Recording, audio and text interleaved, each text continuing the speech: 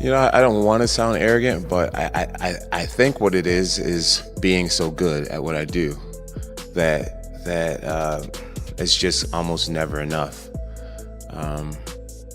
I'm very aware that that the Tom Aspinall is like it's making more headlines than Stipe. When I win, there's always an excuse. Well, oh, he really wasn't that well-rounded, and it's hard to compare to any other fighter because I don't think any other fighter in our sports history has ever had to deal with it. I just beat Cyril Gain, and we can go back in a time machine and hear the way that people talked about Gain. And then as soon as I beat him, he's like, oh, well, he wasn't that, or he's this, and like, so it's a very interesting place to be in, and it just is what it is. Jon Jones drops a huge secret: everything is a mess in the heavyweight class. Jones just sent a clear message to Tom Aspinall and everyone else who doesn't like him. When Bone said, "I've never claimed to be the best, but somehow I keep ending up with my hand raised," the whole UFC community was shocked. Jones' detractors are furious these days because one of the best fighters of all time refuses to face his most formidable opponent, and the entire MMA world is demanding answers.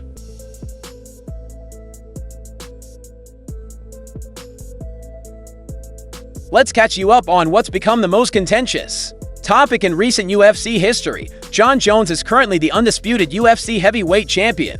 But this is when things get tricky. The heavyweight title is currently held by Tom Aspinall. Usually, these two would fight to bring the belts together.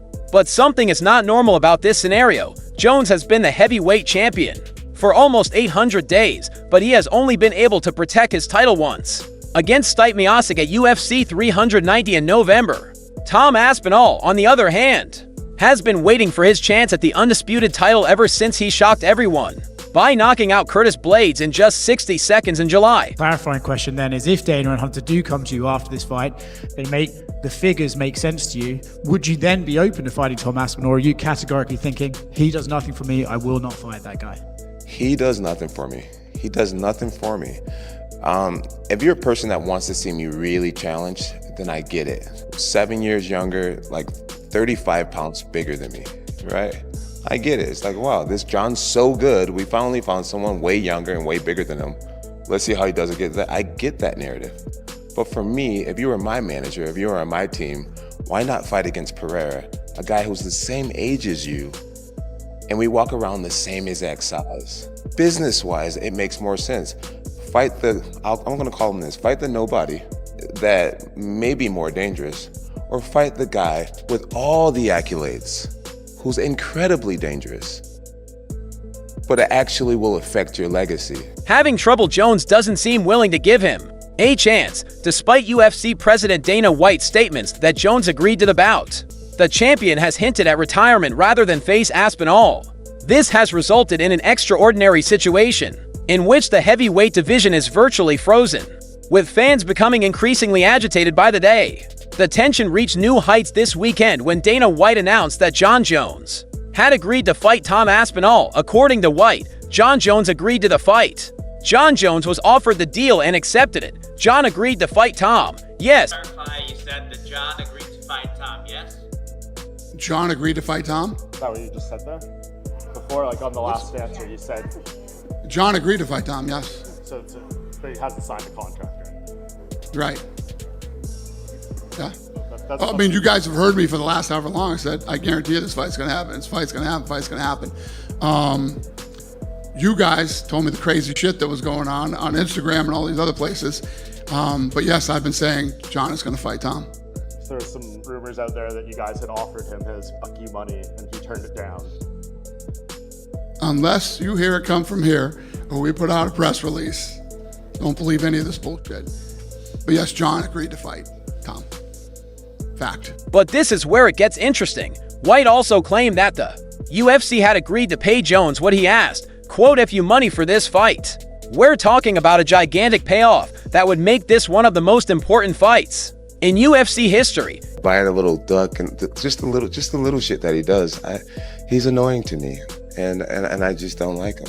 If I give him the opportunity to fight me, I want to be so compensated. I want that fuck you money. Despite these assurances from his own boss, Jones appears to be backtracking, with recent social media activity suggesting that he is more interested in resigning the belt and retiring than fighting Aspinall in the octagon.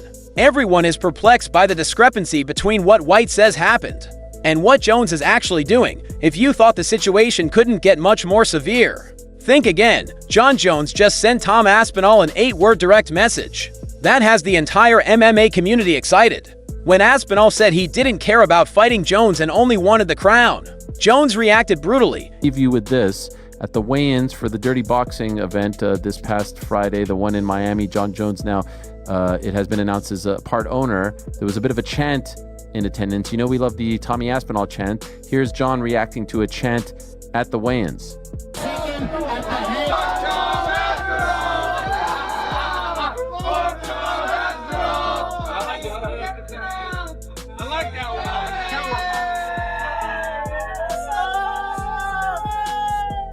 You're on his mind there, Tommy. You see that? You're on his mind. He looks a bit uncomfortable there.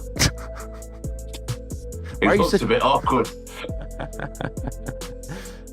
You know what? He's right. You are an asshole, Tom. You are an asshole for that response. I'm just being. I mean, everyone's an asshole sometimes, especially me. So I don't take offense to it. But yeah, he did look a bit uncomfortable to me. He looks a bit awkward. Close your mouth and do as you're told. This message nicely reflects Jones' perceived power dynamic in this case. He is basically ordering the interim champion, who many regard to be the most dangerous heavyweight on the planet, to stay silent and wait his turn. It's a level of disdain that is uncommon in professional sports, especially when thrown at someone with a legitimate title chance.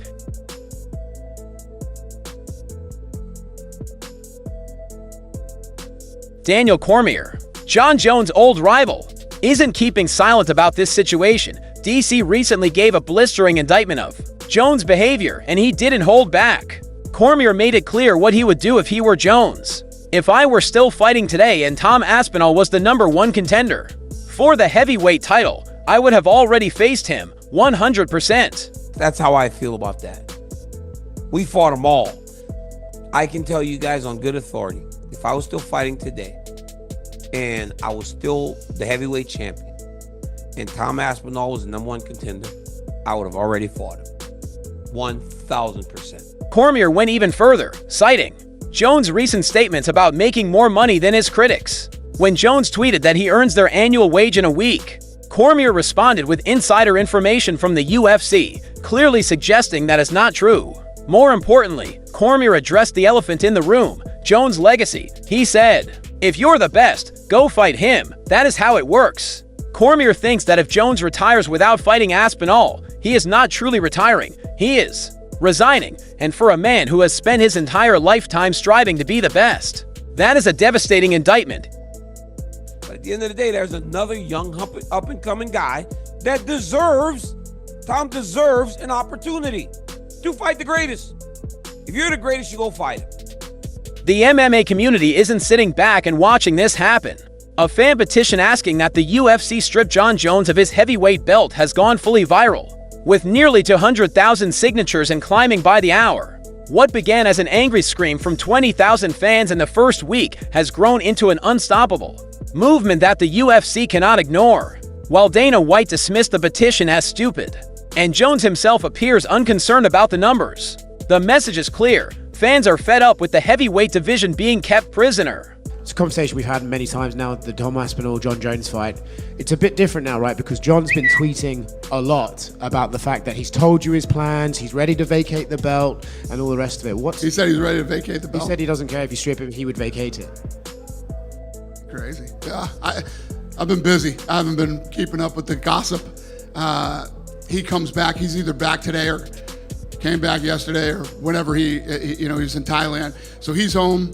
We'll be home tonight, Tuesday. We'll figure this out. But if he doesn't fight Tom Aspinall and he does walk away, do you think he's ducked him?